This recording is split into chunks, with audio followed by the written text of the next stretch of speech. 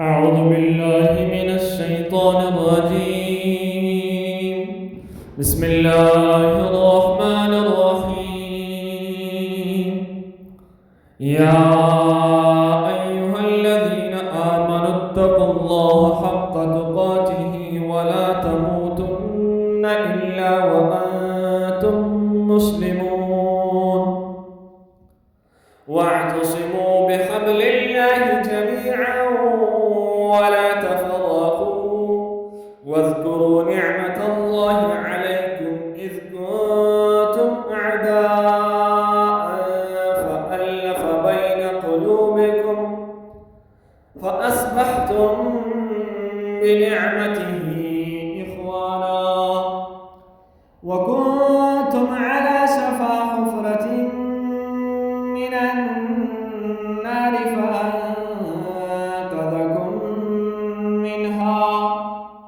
كذلك يبين الله لكم آياته لعلكم تهتدون ولتكن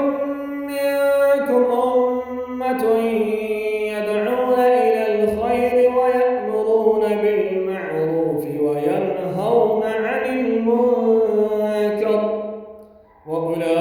وأولئك هم المفلحون ولا تكونوا كالذين تفرقوا واختلفوا من بعد ما جاءهم البينات وأولئك لهم عذاب عظيم يوم تبيض وجوه وتسود وجوه فأما الذين اسودت وجوههم أكفرتم بعد إيمانكم فذوقوا العذاب بما كنتم تكفرون وأما الذين ابيضت وجوههم ففي رحمة الله